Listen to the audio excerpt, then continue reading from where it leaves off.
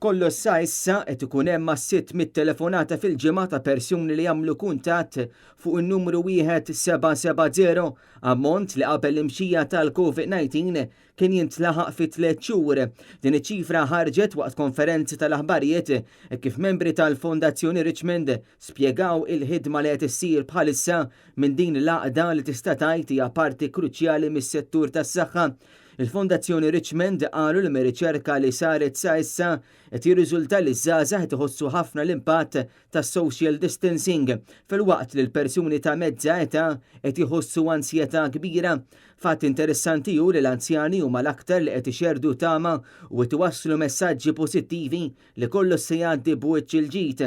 Ħareġ ukoll il-Maltin qed iħossuhom li qed jirċievu appoġġ tant li l-aspett familjari aktar ħareġ fil-beraħ kif ħafna l-ewwel qed jinkwetaw għal maħbubin tagħhom minflok għalihom infushom.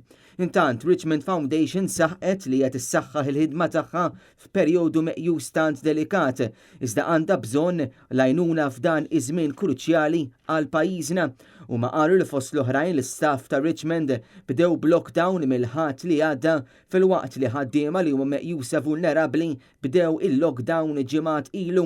Għalhekk il-Fondazzjoni Richmond issa qed jitolbu jħeġġu lil dawk il-professjonisti jew anke dawk li mhumiex biex min interessat jagħmel ħidma volontarja magħhom f'dan iż-żmien qed tintalab ukoll għajnuna mill-pubbliku permezz tad-donazzjonijiet. Qed jintlaqgħu donazzjonijiet permezz ta' SMS, trasferiment bankarju jew b'ċekk. Grazzi.